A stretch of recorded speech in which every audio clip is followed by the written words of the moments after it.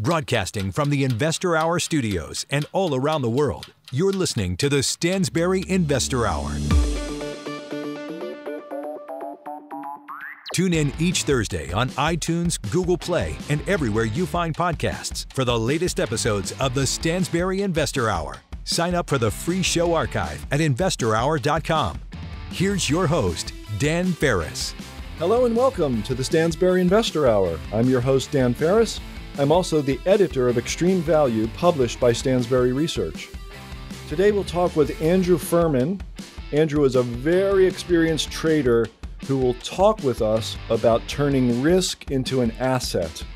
And I really want you to pay attention when he talks about binary thinking and having a plan for your trading, among other topics. This week in the mailbag, I will get really riled up about two listeners who criticized my take on the forest fires raging out of control on the West Coast. Plus, questions about deflation in precious metals and whether or not Jay Powell is really a nice man.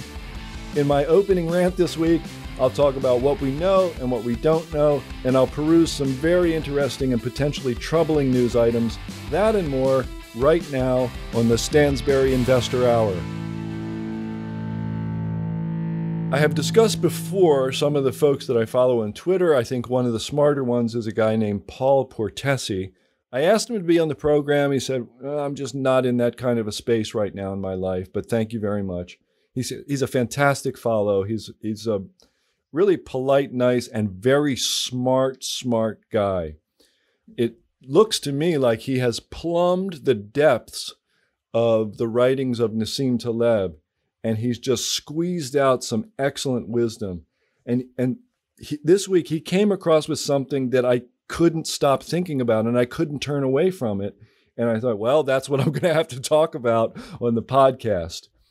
And he does these short little posts, and they have the quality of it's like little Zen poems, But in one of them, he said, modernity, right? Modernness. Modernity wants to try to convince you not knowing is the worst possible thing. And before that, he said, get comfortable with not knowing. And we're going to talk to Andrew Furman today about this too. I like to talk to traders about that type of thing, especially a guy who specializes in hedging.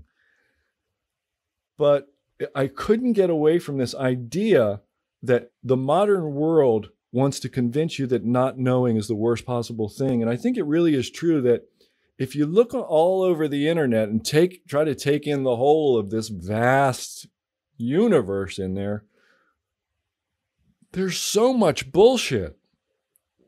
And that is the modern way. The modern way is to pretend that you know, right? It's that big mistake they made in grade school with us when we were kids. They pressured you to always have the correct answer rather than pressuring you to think about something in a way that's effective and works in the real world. And it's like generation after generation did that, and it's all spilled out onto the internet. And Paul comments frequently about what he calls macadamia, like macadamia nut. That's modernity or modernness, you could think of it as the modern way of thinking, plus academia, because higher learning, the institution of higher learning is really guilty of all this kind of stuff. The institution of higher learning enforces this idea of knowing. And it's even worse because bad ideas that don't work in reality can live a long time in an academic institution. They can get you tenure. They can get you a raise, So you have to be careful of this idea that you can always have an answer. And I see a lot of this in financial markets, more so than you might think. You listen to me talking about this and you're like, God, what does this have to do with investing? I don't know. I've seen things online where people have like some huge amount of their portfolio. Some people will say all in, like they have 100% in something like Tesla, right? A highly speculative, still pretty new business, unprofitable business run by kind of a kooky, smart accomplished but kooky guy who doesn't seem like he's, the right guy to run a public company. And he says a lot of things that never happen. And he just doesn't seem to understand what he's doing as the leader of a public company. And the business is not great. They don't make money because it's a highly intensive, highly competitive, capital-intensive business. And I think a lot of people poured money into, another electric vehicle and battery company called Nikola, right? Of course, Tesla is named after Nikola Tesla, right? And Nikola is the first name of Tesla. So that company's share price has recently collapsed. I think it was, it started out around $10. I think it hit 65, if I'm not mistaken. And then it's crashed back because this really smart short seller who runs a service called Hindenburg Research put out a thing that's basically, he kind of accused them of fraud and stuff. And the stock is, from a height of, the 52-week high is 93. Okay, I must have been maybe I was looking at closing prices or something on a chart that only went to 65. But I see now the 52-week high is 93. Jeez, went from 10 to 93 and back to 25. Because again, it was a highly risky thing. And people ran it up to 90 because they thought it was a no-brainer. They thought it was binary. It was certain. They knew. They didn't want to say they don't know. And they didn't know. And we don't know also how the stock market seems to be assuming that the economy is going to come roaring back. And I don't know if we can really assume that. And today, just, for one data point, okay, I'm just throwing data points out. I realize it's a statistically, not great thing to do, but a Bloomberg headline caught my eye. It said COVID-19 wipes out an estimated 500 million jobs worldwide. And this International Labor Organization, which actually was the first kind of specialized organization at the United Nations. This is a United Nations group, but been around a long time, and they collect a lot of data.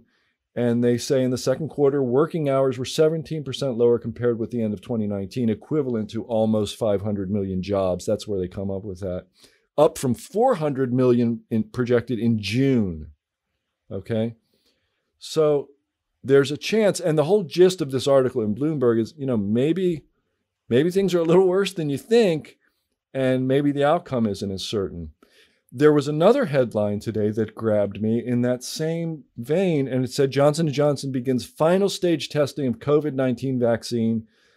And then they also mentioned that 4 experimental coronavirus have now entered phase 3 testing in the United States. Johnson & Johnson said earlier this week that they started a 60,000 person clinical trial of their single-dose COVID-19 vaccine on 3 continents. So, and that makes them the 4th of these vaccines to enter final stage testing. But I just feel like we've been talking about, let's say we've been talking about a vaccine seriously since things really got ugly in March. So that's 7 months. Like everybody who I talk to, who I think knows something, says it takes more than 7 months, and by 7, I realize it's September right now, but we've heard all this talk from, President Trump and others about a vaccine in October. So that's the 10th month minus the 3rd month, 7 months. And I just think that maybe we're getting ahead. I'm afraid we're getting ahead of ourselves and we're a little too confident. So I feel like there's too many people operating under too much certainty. Howard Marks from Oak Tree, who I quote a lot, and I tell you to read his book, The Most Important Thing, a lot. He said this in June. He was saying, there's a lot of people who seem to be very certain about some pretty bad ideas, including one of his main points at that time, and which I would reiterate today, is, the idea that the Federal Reserve can fix all this and they basically have your back and can lead to sustainable, rising, excellent, wonderful, investment returns, that they can backstop the stock market so effectively that you can bet on it, right, with certainty. All this certainty is troubling, especially when you read other headlines like Brookfield, they have Brookfield Property Partners as one of their affiliate companies, but Brookfield Asset Management is a huge asset management company in Canada run by some really smart guys, but they bought GGP. They bought General Growth Properties, the mall owner. And the timing on that doesn't seem real great to me. And now Brookfield Properties, the property affiliate that runs the malls, they're cutting 20% of their employees. And they're selling malls. And they had this plan when they bought the malls. They were saying, they said, we were going to future-proof. They said this, the chief executive said, they said, we're going to future-proof as many of these malls as possible by, using them for other uses besides, mall-based retail, and effectively turning them into mini cities, was the quote from a Financial Times article that I'm looking at. And I mean, that sounds great. Again, it's not highly certain you can do that, but it's highly certain now that they're accelerating their divestiture of the malls that won't be future-proofed, right? He says, our experience of the past 6 months informs us that the opportunity to act on this plan has been accelerated and the time is now, meaning we are ditching this stuff now. And they've had a lot of problems. They only collected 35% of the rent due on their retail properties in the second quarter.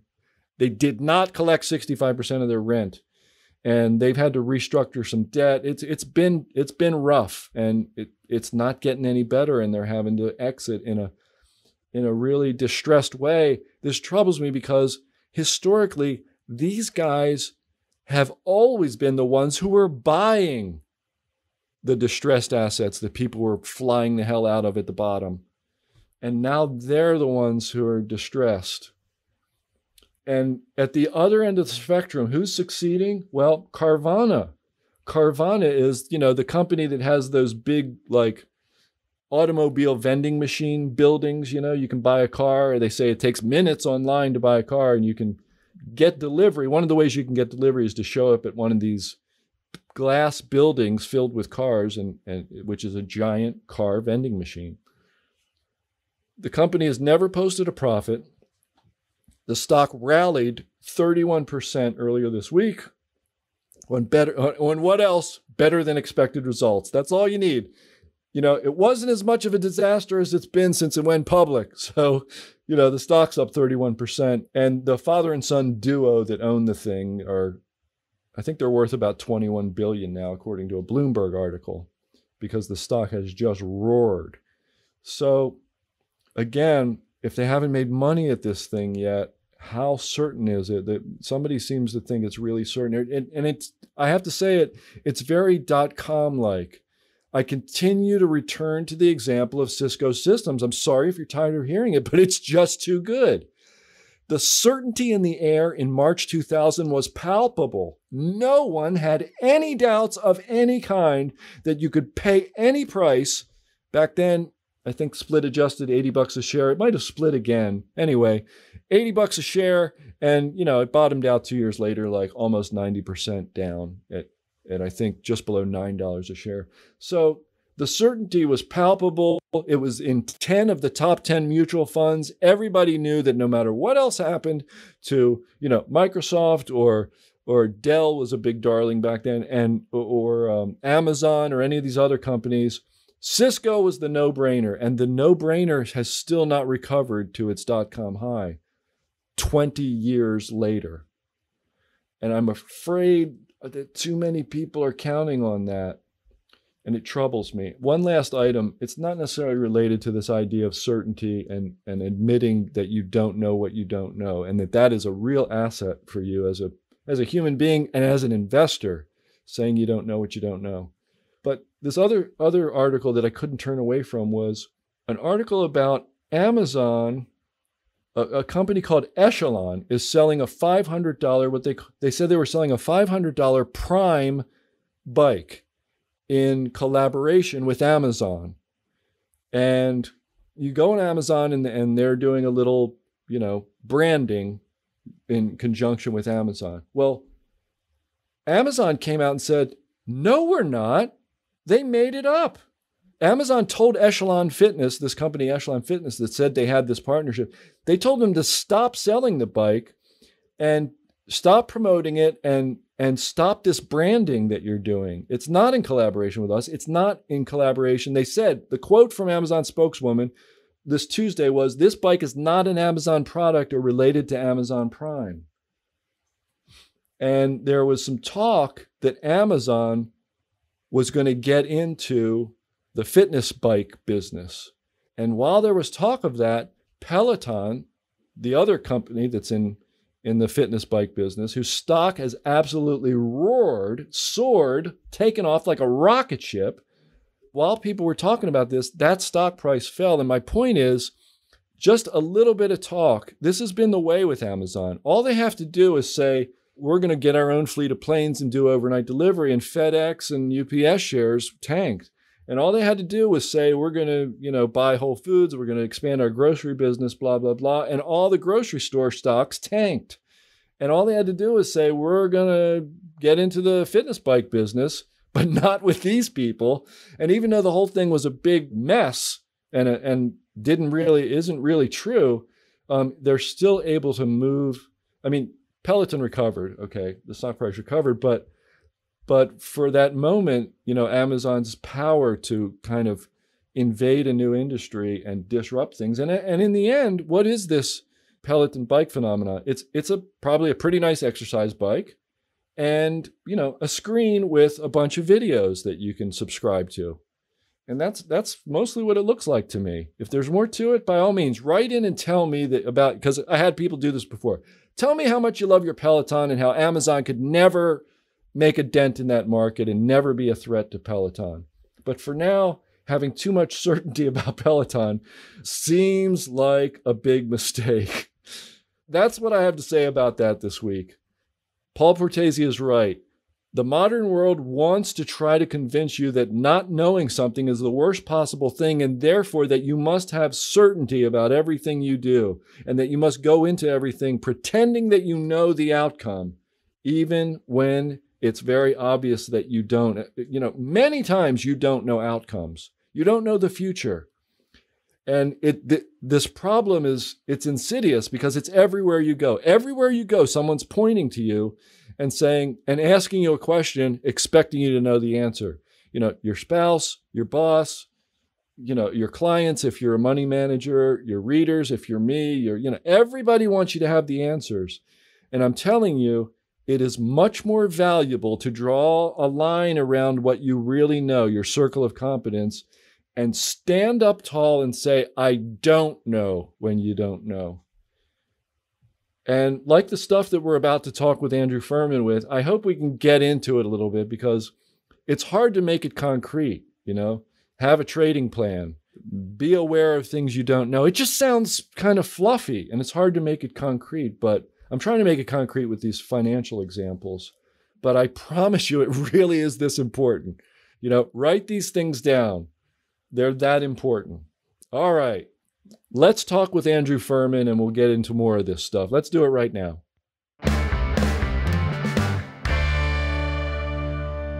Hey guys, I want to talk to you about my colleague Dave Lashman for a minute. He is absolutely one of the best biotech stock pickers on the planet, in my opinion. Earlier this year, he recommended Inovio Pharmaceuticals, and it went up 1,100% in 4 months. Since 2015, he's had 19 triple-digit winners, like double or more in his portfolio. I can tell you I have not had 19 triple-digit winners in the past 5 years. It's pretty phenomenal, especially in a risky area like biotech. And right now, he's working on this thing. He's found this tiny little drug company, and they've discovered this huge breakthrough. And he thinks 1,100% in 4 months is great, but he thinks this thing is going to be a lot bigger, like 20x, huge. And he calls it his pick of the decade because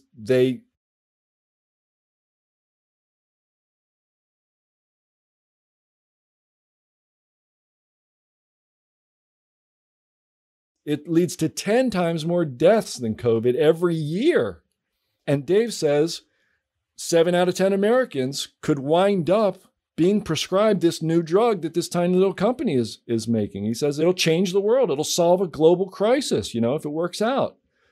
In particular, he says it's been really bad in the United States over the past 3 decades. But these things don't stay secret forever. And there's a little tiny company going up against some big pharma companies, but their drug trial results are doing better and better. And it looks like they're going to hit the market before the big companies.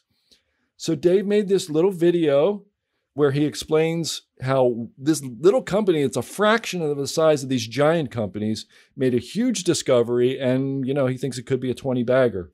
If you want to see the video, go to www.investorhourtech.com. Dave gives you all the details. Again, that's www.investorhourtech.com. Okay, it's time for our interview. Really excited about this one. Today's guest is Andrew Furman. Andrew has 35 years of experience in energy and trading. After graduating from MIT with a degree in chemical engineering, he spent 15 years trading crude oil options on the floor of the New York Mercantile Exchange. Pretty cool. After serving as a portfolio manager at 2 hedge funds, Furman joined Risked Revenue in Houston, Texas, where he has spent the past 12 years delivering hedge solutions to senior management of public corporations, private firms, institutions, and utilities. Andrew has just authored the Forbes published book, Risk is an Asset. I have it right in front of me, which enables businesses to turn price uncertainty into a strategic advantage. In his spare time, you can find him blogging and tweeting about his beloved New York Giants. He's a great Twitter follow, I can tell you from personal experience. Andrew, welcome to the program. Thanks for having me, Dan. Well, before we talk about how in the world risk could possibly be an asset, I'm curious, with graduating from MIT with a degree in chemical engineering, I'm inclined to just wonder when in the world you kind of got the finance bug and when you thought that would become your career direction. Like how early in life did that occur for you? Well, it was actually pretty early. My family has some of that DNA where, for example, my dad was on the commodity exchange, and my brother was a silver broker, and my stepfather was a platinum and palladium arbitrage spreader. So I had some, family experience that really kind of led me in that direction. And on top of that, like I had some early years of, some formative type of experiences. Like there was one where my dad gave my brother and my sister and myself, he gave us like 10 shares of like 4 different stocks. And I actually remember the names of them. They were National Presto, MPK, American Shipbuilding, ABG, another 10 shares in like Curtis Wright, another 10 shares in a company called Zapata Offshore, which was actually, that was George Herbert Walker Bush. And so here it is. I've got these shares of stock in like the early and mid 70s. And then all of a sudden oil goes nuts. And the stock that was like $15 a share went up to $75 a share. And I had no idea why. But of course, now I can look back and knowing that oil prices went bananas in the 1970s, that's why Zapata went up.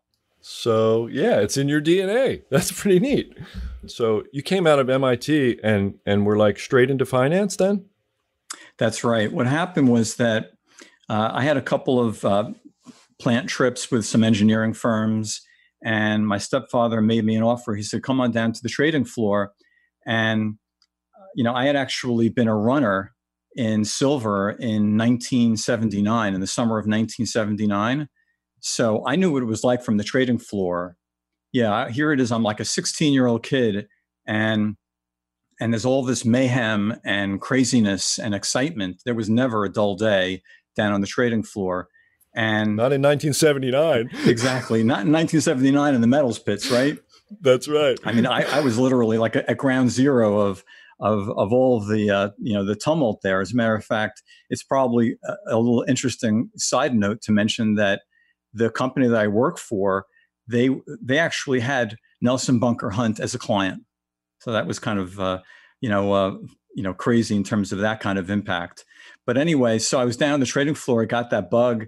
And, even when I was in college, I kind of knew about it. I knew about finance. I knew about the opportunities that were down there. And And I kind of framed the diploma a little bit. And my dad wasn't really too excited about that. He kind of thought that for me to be in science and engineering was better. But I was able to marry the two. I was able to merge the two together, especially as an options trader. That's pretty cool.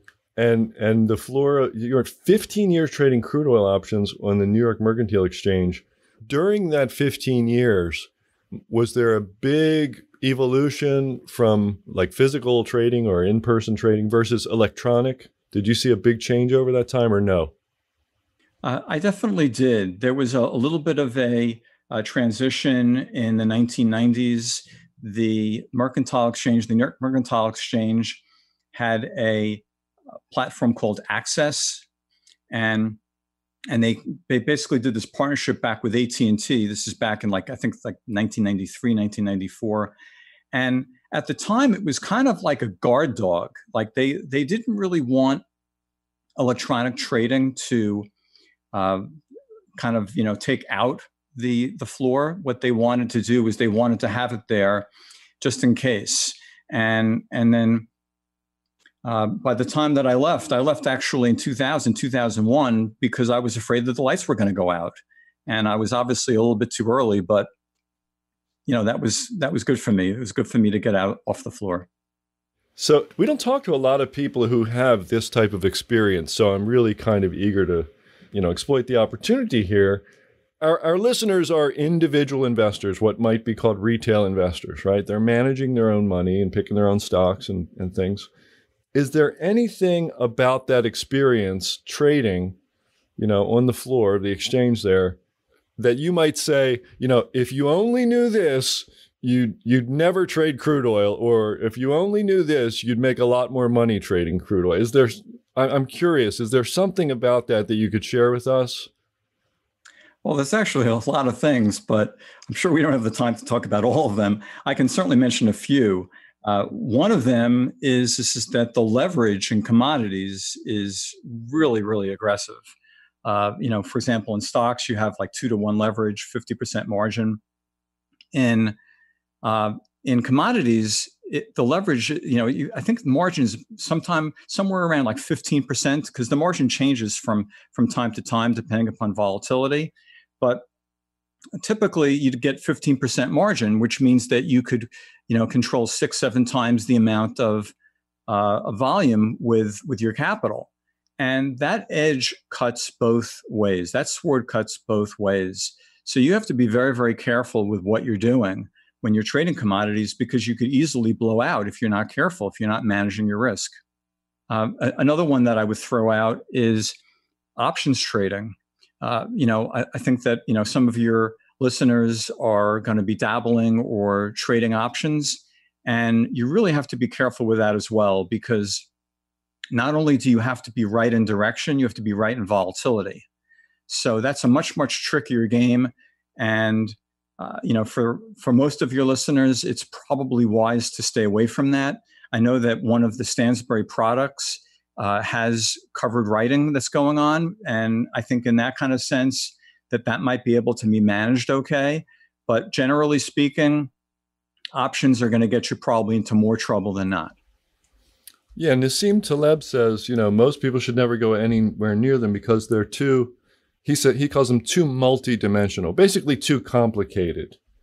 And I'm sure most people listen to what you just said and they're like, what does he mean? I don't understand, the volatility. What does that even mean? There are 4 variables that we used to watch that we were tracking, and it was there was delta, vega, delta gamma, theta, and vega, and so delta is directional. These are literally derivatives. I mean, the reason why they're called derivatives is that they are calculus derivatives.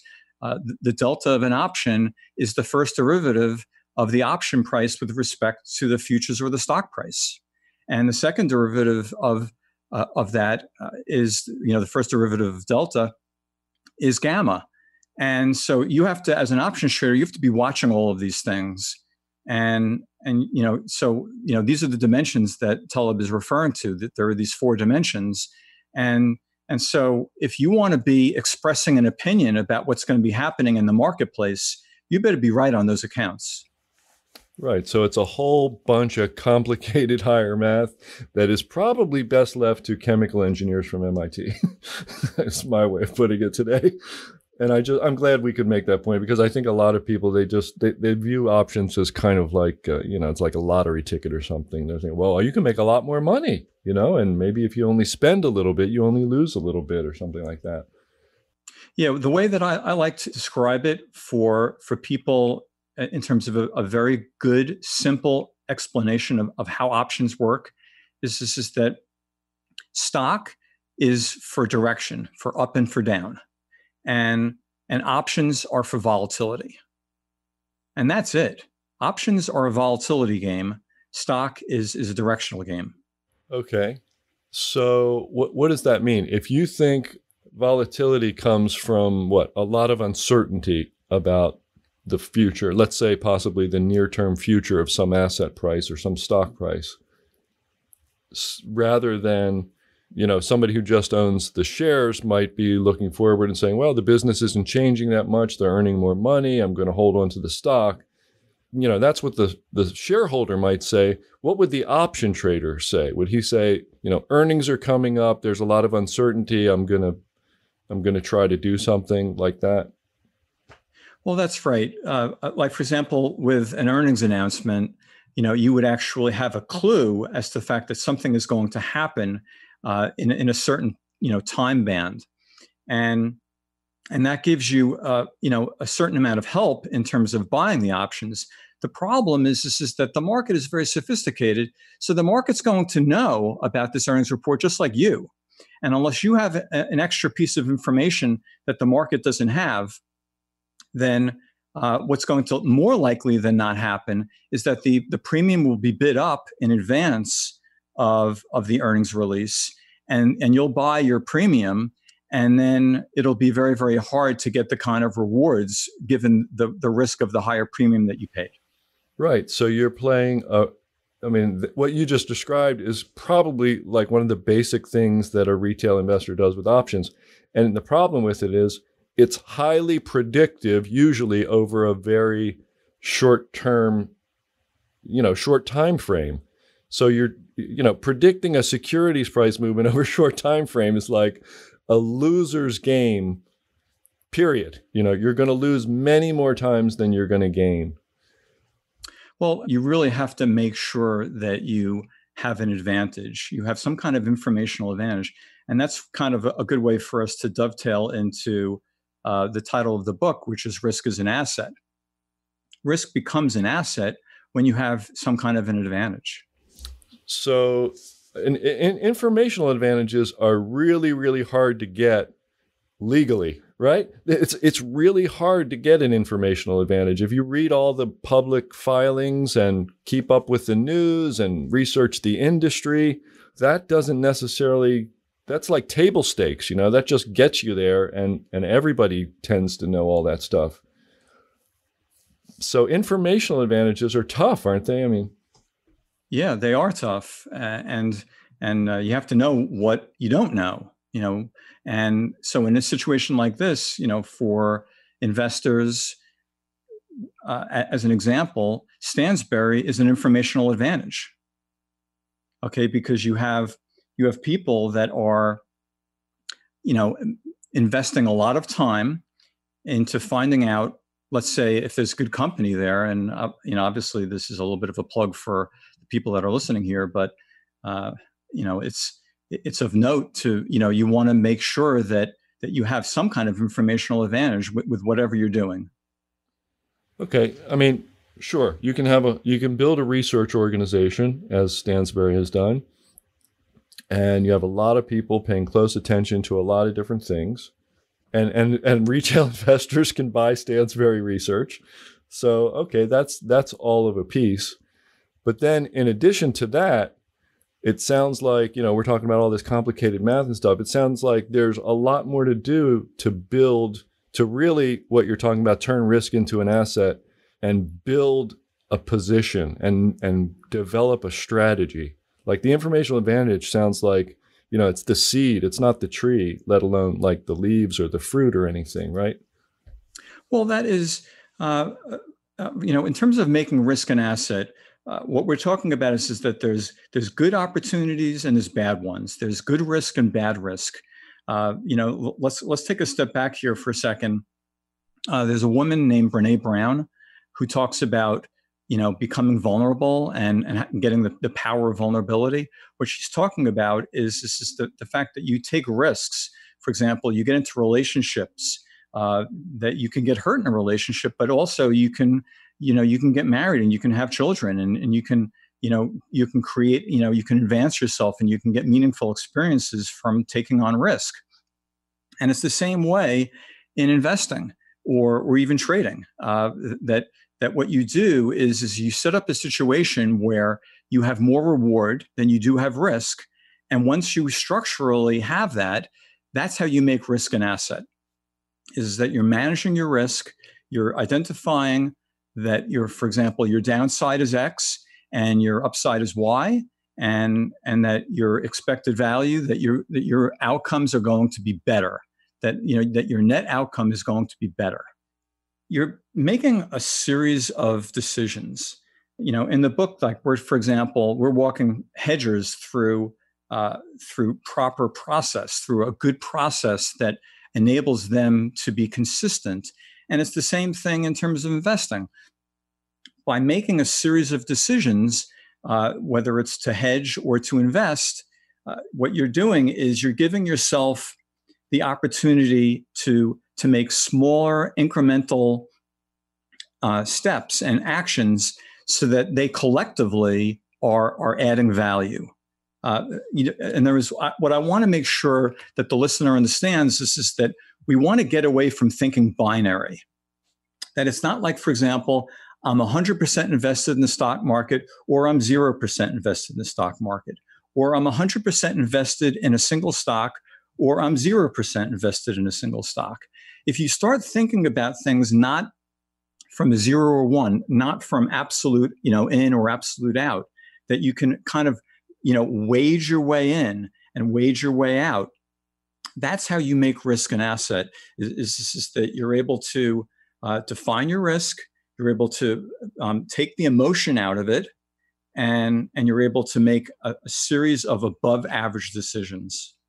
I'm just curious as to what would you tell someone? You're having a beer at the bar and you tell them what you do and they say, oh, I trade options. And, it turns out they're like, they've been in the stock market for 1 year and they're buying call options on Tesla or something, How would you tell that person what kind of portfolio you build with the knowledge that you possess? How would you explain it to them in a concrete way?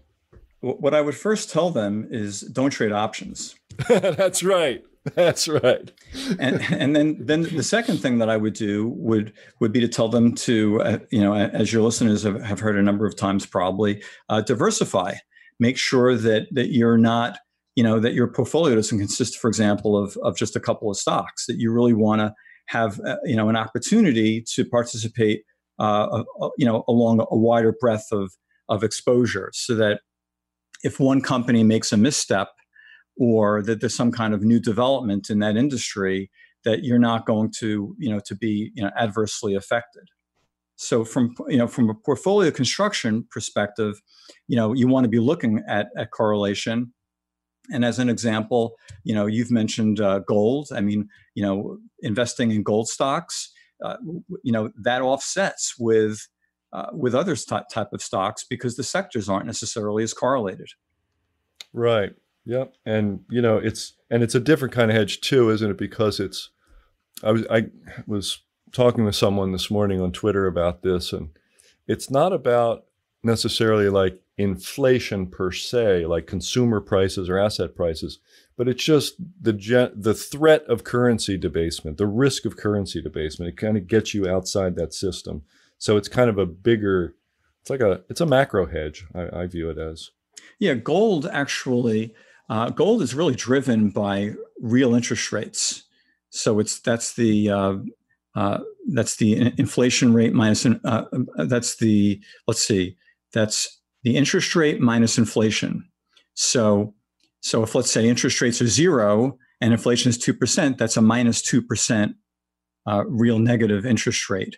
And when interest rates are negative, that's positive for gold. It's positive for the gold miners, and you're likely to see a situation where that would work positively for those, whereas, for example, that works negatively for bank stocks, right? Because banks want the interest rate to be higher so that they can get yield. Yep, and you can see it in long term. I just recorded a presentation for the Stansberry conference, and you just take a 10-year look at interest rates and take a 10-year look at currency values, and you can see like the euro going down as interest rates go below zero, and you can see the yen going down as interest rates go below zero, and you can see the US dollar going down as interest rates head towards zero, and who knows below, I don't know. All right, Andrew, I'm still want to get something more concrete out of you. So we read your little bio here, and it says you joined Risk Revenue in Houston, where you spent 12 years providing hedge solutions for corporations and private firms and utilities and other people, I assume, who use energy and commodities, or maybe even produce them. What do you do from day to day, I guess? What is your job there? What do you tell people? What do you do for them? Well, we're helping people to manage their risk. And what we do is we take a look at their assets, which could be a cost as an asset or production as an asset. And then we bring in their hedges into their portfolio, and we look at the total picture. And then we decide, we look at what their free cash flow is going to be. And we look at their debt to EBITDA. And we ask our client, how do you determine success?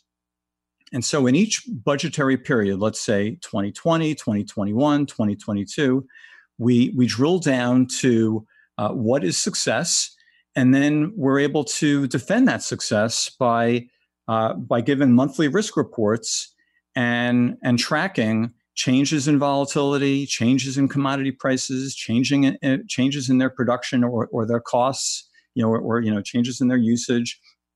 And then together each month they'll get an updated report on where their risk is and where their revenue is going to be, where all of these metrics are that they're tracking.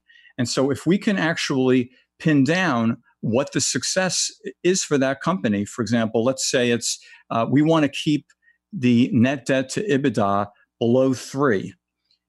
Then what we can do is we can assist them with hedges so that they make sure that metric for success is being defended. Right. So it sounds to me, this is a topic in your book too, sounds to me like a big part of this job is quantifying risk, right? Putting a number or a set of metrics around the risk of a particular business. Well, that's right. That's absolutely right, Dan. What we do is we actually use options volatility to make an objective assessment of what that risk is. Because, if you're paying, let's say, $2 in premium for an option, what that implies is a certain amount of annual movement in the commodity.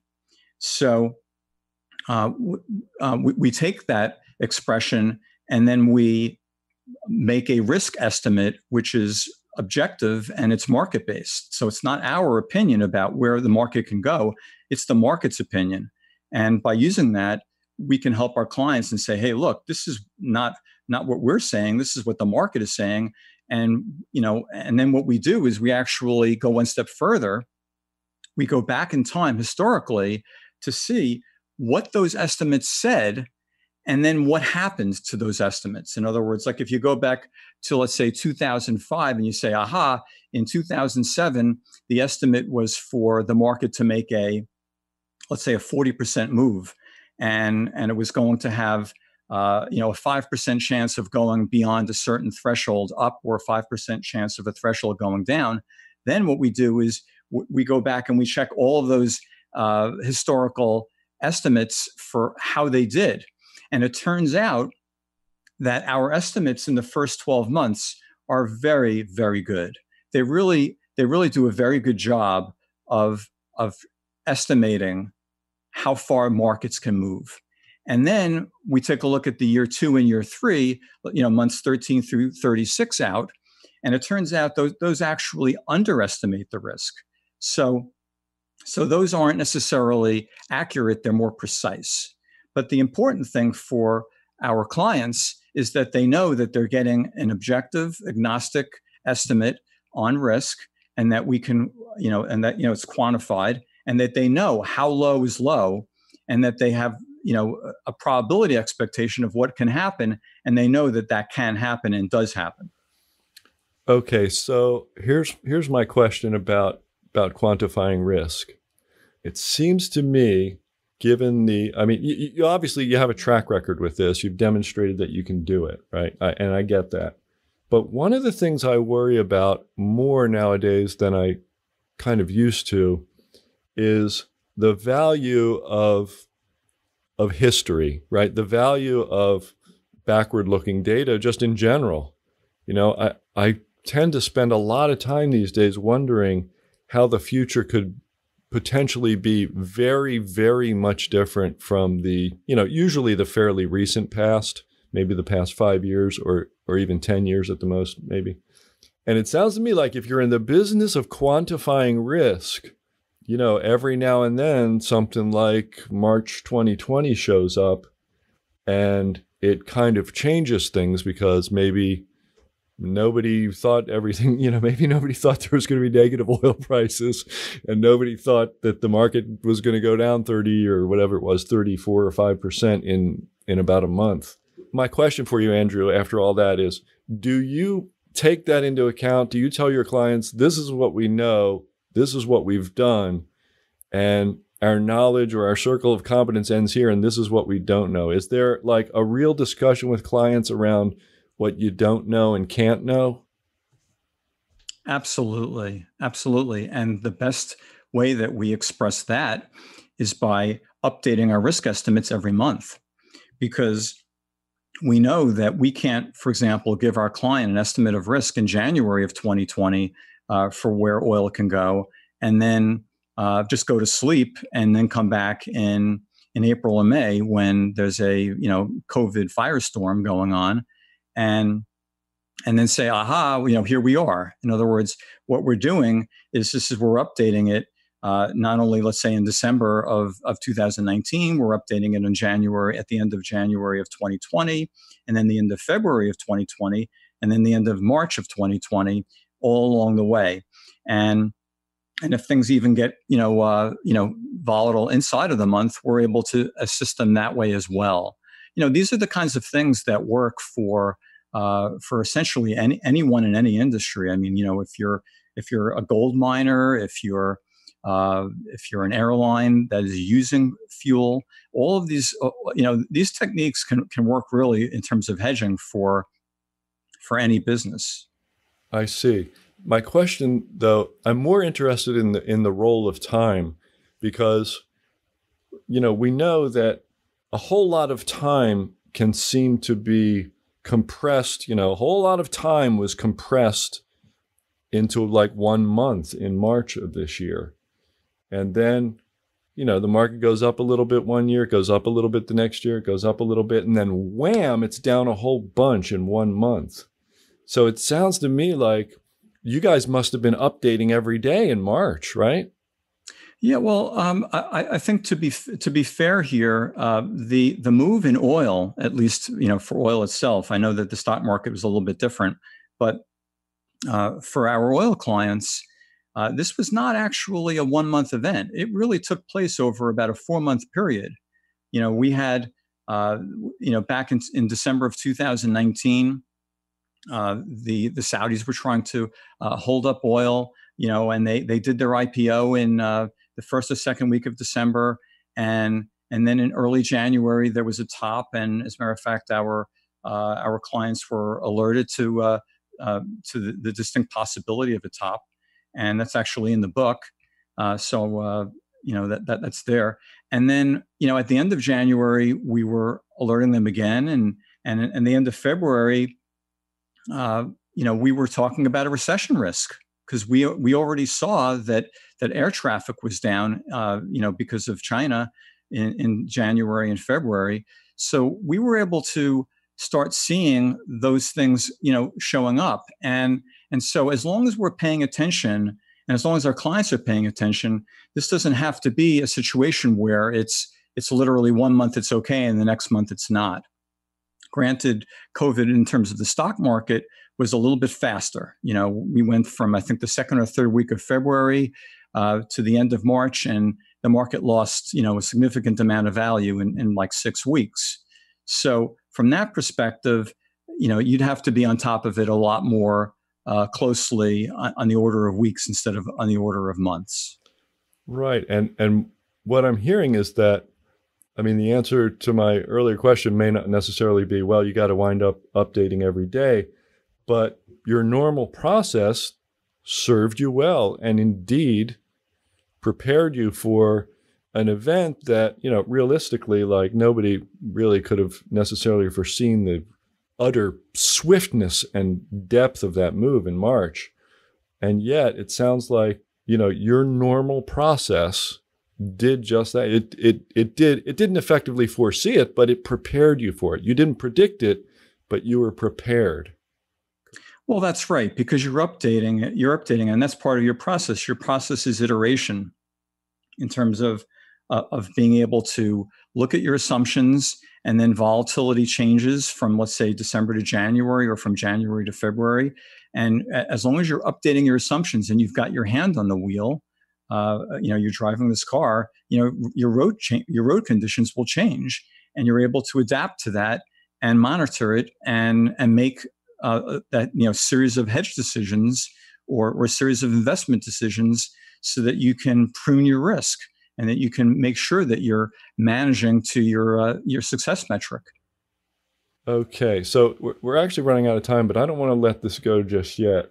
I have to tell you, Andrew, I'm like a little bit let down that like the best we could do for our listener, who is not one of these corporations that you guys are working for, the best that we could do is to say, don't trade options. I'm sure some people might feel a little let down by it. Can we do any better than that? Well, I'm sorry, Dan. Let's see if we can sum up what we've got here. We've got okay. What we want to do is we want to have a series of decisions. We want to have good portfolio construction. We want to have a process and a plan and sticking to the plan. Very, very importantly, we want to match our time frame of our information to our holding periods, meaning that for example, with these hedgers, we're talking about budgetary periods, and with an investor, if an investor gets advice about the next 10 years of a stock being better than the first 10 years of a stock, and that the first 10 years were excellent and the next 10 years are just going to be terrific, what's your holding period going to be? So what you want to do is you want to match to that, and then that way you put yourself in a position to have that risk be an asset, so that you're able to see the gains from that information. Okay, you said a bunch of things that I'm glad you said. One of them being have a plan. Like everybody we talk to about trading, they just and the matching the time frame to the information. Everybody I talk to about trading, no matter what their experience, they wind up hitting like just about exactly the same points that you just hit. And no apology necessary, Andrew. I didn't mean to say that you're disappointed. You're doing great. You're explaining a lot of complicated stuff in language that we can all understand. And I have to say, not having read every page of your book, but having dipped into it in several places, it's written that way too. It's actually fairly sophisticated stuff, but any reasonably intelligent person who understands, securities a little bit can appreciate your book. So I wanted to say that, but I didn't mean to criticize you in particular. You're doing great, but I'm grateful for what you just did for our listener, and I hope they write those bullet points down, because and I hope they write those bullet points down every time we talk to a trader, because they're going to be the same bullet points every time. So I thank you for that. Now I got one last job that is even a little bit more difficult than that. I ask all my guests even if they did a brilliant job of summing things up like you just did, if there's one idea, just one, not a list, that you could leave our listener with today, what would that be? Good risk is good. Risk is good. Risk is opportunity. People are thinking that, risk is harm. And in fact, risk is very, very good as long as it's intelligently managed. And that's the opportunity. The opportunity, there's a great quote from Bailey Gifford, and it said, "Actual investors think in decades, not quarters." And I think that when you think about your investments over longer time frames, that's the way that you make risk an asset. That's the way that risk becomes an asset, is by matching your time frame and letting a business, express itself over a longer period of time, so that you can take care of your retirement. That's so good. You almost, I don't mean to say that your comment is similar to what Gordon Gekko said in the movie Wall Street, but you just had a little bit of that panache, risk is good, risk is right, just to paraphrase him.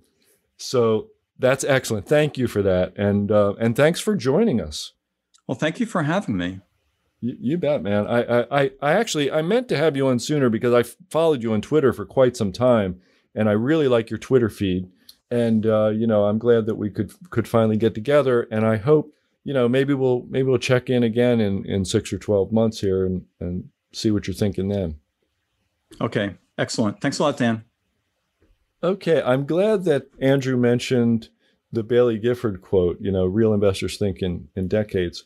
My partner in the Extreme Value newsletter, Mike Barrett, if you're a Stansberry subscriber, you should go look up in the Stansberry Digest archives.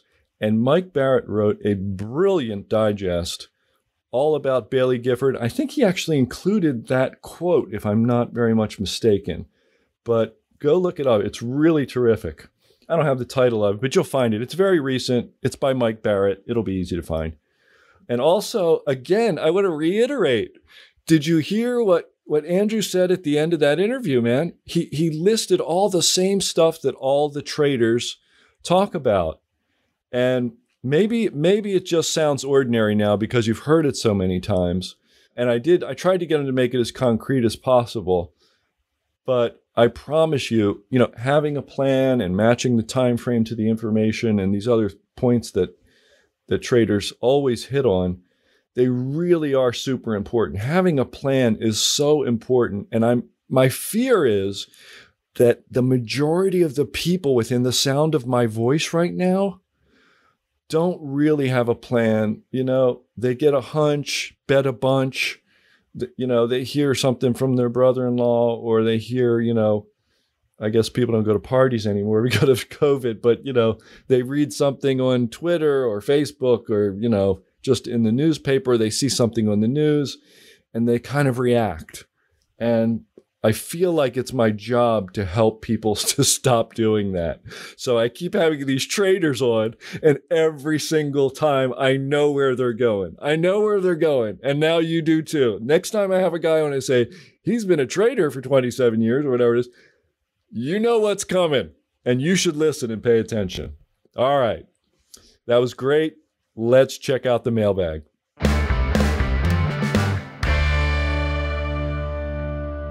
Hey guys, my friend Matt McCall recently came out with the name and ticker symbol of a company that he thinks is going to be the best performing stock in 2020. And if you listen to our interview with Matt on episode 172, you know that when this guy says something's going to be a best performing stock, you better pay attention. He's had I don't even know, I think it's 200, triple digit winners in his career. It's just crazy, the huge gains that this guy has generated. Matt got together with my other friend and colleague, Steve Sugarroot here at Stansberry, and they made a video. And of course, Steve, he's predicting a melt up, right? He's saying the stock market is going to continue to soar to new heights and in a big sort of melt up event, somewhat similar to what we got at the height of the .com bubble. But, we're not halfway there yet, I think, if Steve is right. So what happens after that? Well, what if it's like a bear market and the market goes sideways for 10 years or something, right? If you're old enough, this could be like your last chance to kind of build up your retirement war chest in the equities market. And Matt and Steve know this, so they got together and they made this video called finalbullmarket.com, right? It's all about this idea of the final bull market. And in that video, Matt will name the company that he believes will be the best performing stock of 2020. And no matter who you are, you're a professional, you're an individual investor who just got into the stock market, whatever, you will walk away from this video a more knowledgeable investor, and you'll walk away with the name of Matt's best performing stock of 2020. So it's a pretty good deal, free of charge. Go to www.finalbullmarket.com. They'll tell you all the details. That's www.finalbullmarket.com. Check it out.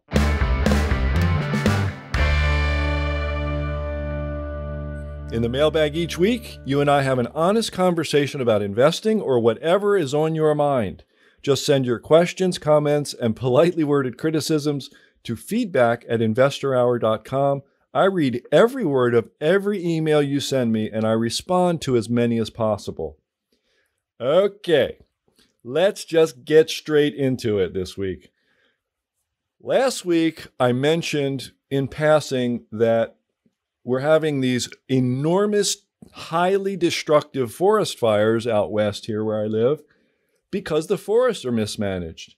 And it was just a passing comment because basically everybody who lives out here who knows anything, little thing about it knows that what I said is not the least bit controversial of a statement. It's just the way it is. We all know it. We all know for 100 years they've been doing the wrong thing with these forests, and it fuels them up. And, you know, they suppress the fire. They put 98% of them out way too soon. And then the 2% they don't put out, you know, a good wind. That's what happened this time. A good wind comes along and boom. I mean, winds can send fire across freeways. Think about how wide a freeway really is. And it'll send the fire across a freeway. It's crazy. And it can send embers like hundreds of yards. I've even heard like a mile or so.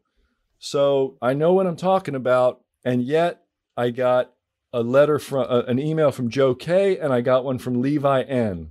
Joe K says, I am a newer listener of your podcast and usually enjoy it. But during your recent rant, you stated the forests are burning due to mismanagement. This seems like an overly simplistic view to an extraordinarily complex problem. You normally seem to believe in science, but on this topic, you disregard it. I'm just curious. Thanks, Joe K. Then I'm going to read Levi N, and I'll react to both of them. Levi N says, I'm 12 minutes into your latest podcast. Love the show. Look forward to it every week. But you just said that California's forests are on fire because they've been mismanaged. It was a short passing comment. As you finished that thought, you went on to the next one. I had to pull over and write in. Dan, I really value your opinion and your independent thought, but to say that the forest has been mismanaged and not mention anything about, get ready for it, folks, climate change in the same sentence is both short-sighted and irresponsible. It came across as the same garbage and nonsense that Trump spews. Dun, dun, dun, dun. There we got to the core of what's really bothering Levi N. He continues, say what you want about climate change and those who forecasted or predicted. The fact still remains temperatures rising, things are getting drier. I live in Northern California. I have to believe you see the same thing as I had to write in, Levi N. Yeah, I see fires. Look, don't even take my word for it, okay? Here's the Sierra Club, the radical environmentalists at the Sierra Club. They say, calls for regular fire in the Sierra Nevada continue to reduce unnatural fuel loads and reverse the trend towards large, high-severity fires, and they don't like them because they destroy old growth. You know, the low-severity fires don't destroy the old growth. I mean, have you ever stood next to a redwood or even the Doug firs in my backyard? I mean, they're 100 feet. I think they're at least 100 or so years old. I'm just spitballing there. You gotta measure them. You got to go about 5 feet off the ground. You put a tape measure around it. You multiply by 1.6, and that's the approximate age. I haven't done that, but you know, they're old. They're big old trees.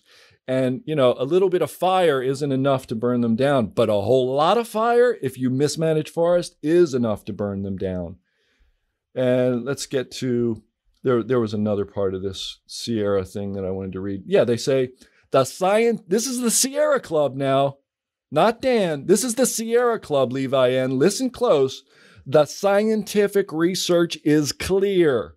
For over a century, the Forest Service logged large fire-resistant trees and clear-cut, here's the money shot, while putting out every fire. Now, there's an enormous buildup of forest fuels.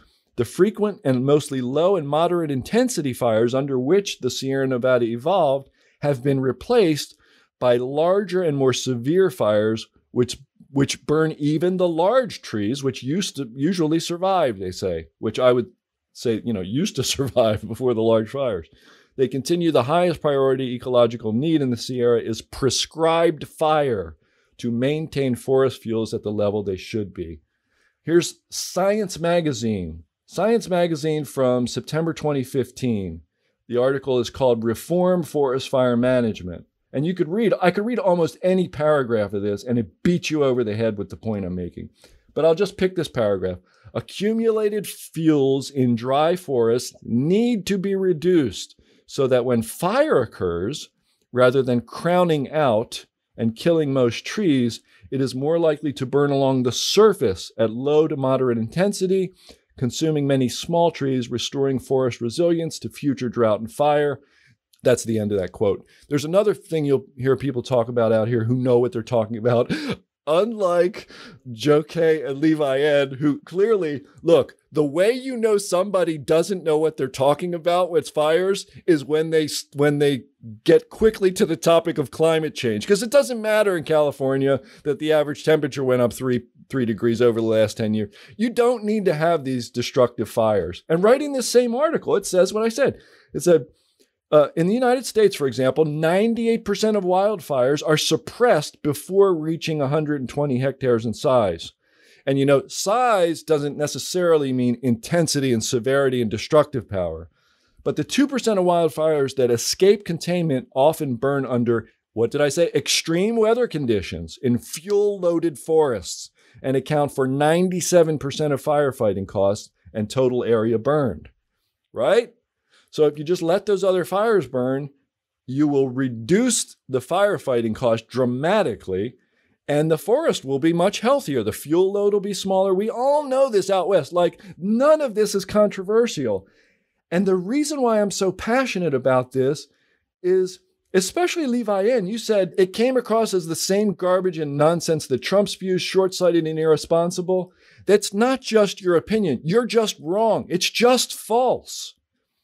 And this is exactly the kind of intellectual situation that an investor needs to get.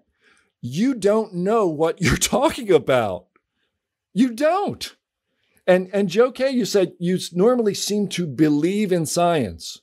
Well, it doesn't matter who believes in what, because science is whatever nature does, and nature has beat us over the head and it has bludgeoned us, some of us to death, literally, destroying lives and property, and just vast amounts of this valuable resource. So, I believe, I don't have to believe in anything because the science is not complicated. You said it seems to be, you accuse me, Joe K., of an overly simplistic view to an extraordinarily complex problem. Wrong. It's not extraordinarily complex. We know how to do it.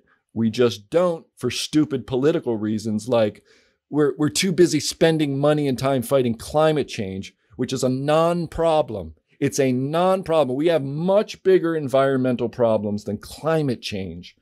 You're joking me right now. Yikes. All right, moving on. Al M., who I always love hearing from Al M. He's a frequent correspondent. And he says, in the discussion with Matt McCall, you made the point about Japan and its 40-year history of stagnation despite constant excessive government stimulation. I've used this thinking over and over, arguing all this money printing doesn't create productivity or growth. However, this might be wrong considering Matt's ideas. My thought and experience with Japan are that it's a very different country than the U.S. Japan has an incredible discipline of its population. America has an incredible innovative spirit. Okay. And then I'm sorry, Al, can't read the whole thing. And he says, they have the discipline, but they lack the creative spirit of America. And he says, I suspect Matt is correct when it comes to innovation. And he's probably also correct that it will be in the medical field, given the entirely new perspective of genetic research and incredible opportunities. Hope this idea gives you some pause. Thanks for your diligence and search for value. Love your comments. I left extreme value, but came back, Al M. Al, welcome back to the fold in extreme value, first of all. But I think you're right. U.S. is very different from Japan. We have a great innovative spirit, but I still think that the point is valid about, the money creation and quantitative easing, pushing on a string and not really I think it's a poor tool for generating, for stimulating economic growth. The central bank actions are a poor tool still. So it's not that that's wrong. What you're telling me here, though, is that this innovative spirit kind of trumps that to a great degree. And I think I agree with you. I think I agree with that. Thank you.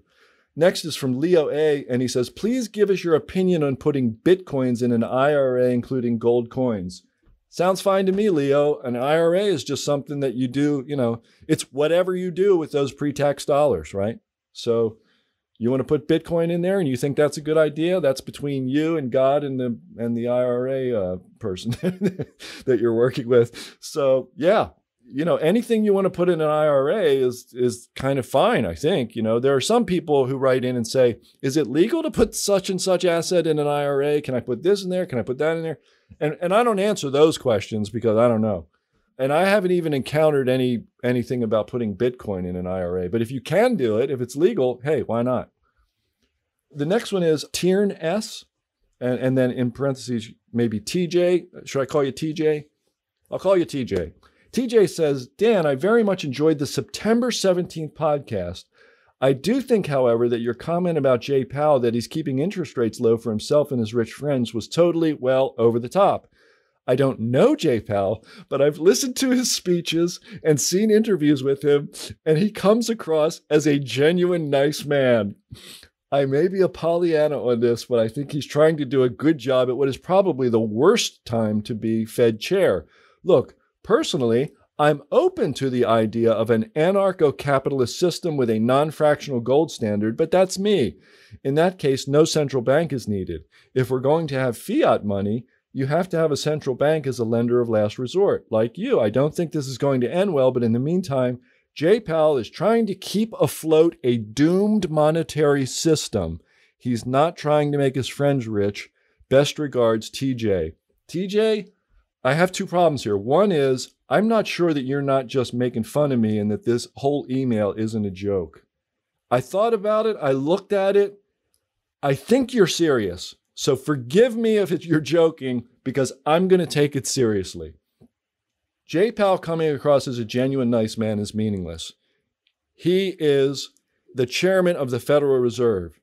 He is Agent Smith in the Matrix. Got it? He works for the enemy. He's trying to make everything more expensive to support asset prices for him and his rich friends. And to say that in one case you say, you're okay with an anarcho-capitalist system with non-fractional gold standard, and then in the next you're going to say he's trying to keep afloat a doomed monetary system. I mean, I'm not sure what to make of all this. You appear to be contradicting yourself a bit. Just so we're clear, keeping afloat a doomed monetary system, which also happens to enrich everyone in the financial system, that's evil. Okay? That's wrong. Keeping afloat a doomed monetary system is wrong. If you were a good person, you'd say out loud in public with a straight face where everyone could hear you, this is a doomed monetary system, and keeping it afloat just enriches the top 1%, or not even the top 1%, just the 1/10 of 1% who got rich gaming the financial system, right? All the Jamie Dimons of the world who achieved this, generational wealth in a system where their mistakes are backed up and fixed by the government. They're bailed out, right? It's too big to fail. He can't be poor. He can only be rich because of Jay Powell. So again, like the Forest guys, I don't think we differ in opinion. I just don't think you see the situation very clearly. I think you said I may be a Pollyanna. I started reading James Joyce's Ulysses recently and came across the word jejune, which I hadn't seen in years and forgot what it meant, but it means, naive. Think about it. Just think about it. And if you've thought about it and want to write back in and say, I've thought about it, I'm sticking to my original thing. He's a nice man. Bernie Madoff was a nice man to all the people who gave him money. I mean, Ted Bundy was a nice man to the women he killed before he killed them. I think he was. I think he he sort of seduced some of them into sort of coming along with him. But some of them, he just attacked them when he went crazy in a couple instances. But still, to some people, he's a nice man. Okay. Next comes Bill T. This is the last one this week. He says, "Hi, Dan. Thanks for your insights offered on your podcast. I've now taken an interest in learning more about macroeconomics and especially how it relates to being prepared for different outcomes. I've been long precious metals and Bitcoin for a while and feel adequately prepared for inflation, stagflation, and even hyperinflation. However, a lot of the talking heads are pointing to deflation as our greatest risk and most probable outcome. How do gold and silver typically perform during deflationary times, and what other investments besides cash would be recommended for such an eventuality? Thanks and keep up the great work, Bill T." So, in a deflation bill, cash is king, period, right? Because asset prices go down, consumer prices go down. You're probably going to see lots of companies' margins crimped if they're, running a business model that depends on the power of their brand to get a thicker profit margin. How do gold and silver typically perform? Well, since they became, when they were money, you wanted to have plenty of gold and silver. But, now that they're not the currency, now that they are priced in the currency in dollars, they will be very likely priced lower in deflationary times. But what we get is this thing where, interest rates are zero, which is not a sign of inflation. It's a sign of deflation, right? We get interest rates near zero, but they're near zero, and the Federal Reserve prints money and buys securities and other things and executes these lending facilities and things in an effort to stimulate. So it's not just that there is a deflation, it's that the response of the central bank potentially degrades or debases the currency badly. And so you wind up wanting to own gold. So at the same time, when interest rates are near zero, gold is not far from its very recent all-time high, right? Strange, huh? So my point there, it's kind of like the binary, don't think in too binary of terms like Andrew discussed in our interview today and others on the program. Other guests have made the same point, and I've made it. You don't want to say, well, it's either deflation and all the prices are going down and you have to have cash or not. That's part of the point of what I call true diversification.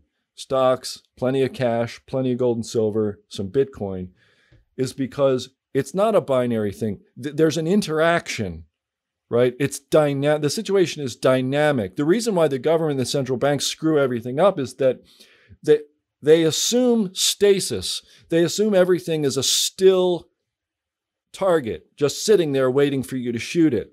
But every time they fire their bullets, the target moves. People adjust, right? If you raise taxes on rich people in one particular state or another, they'll move to the state where the taxes are lower.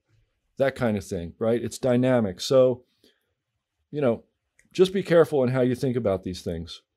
But very good question. I'm glad you asked it so that we could, sort of dive in and make that point.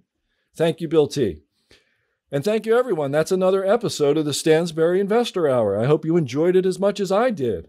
Do me a favor, subscribe to the show on iTunes, Google Play, or wherever you listen to podcasts. And while you're there, help us grow with a rate and a review. You can also follow us on Facebook and Instagram. Our handle is @InvestorHour. Also follow us on Twitter, where our handle is @Investor_Hour. Have a guest you want me to interview? Drop us a note at feedback@investorhour.com. Till next week, I'm Dan Ferris. Thanks for listening. Thank you for listening to this episode of the Stansberry Investor Hour. To access today's notes and receive notice of upcoming episodes, go to investorhour.com and enter your email. Have a question for Dan? Send him an email, feedback@investorhour.com. This broadcast is for entertainment purposes only and should not be considered personalized investment advice. Trading stocks and all other financial instruments involves risk. You should not make any investment decision based solely on what you hear. Stansberry Investor Hour is produced by Stansberry Research and is copyrighted by the Stansberry Radio Network.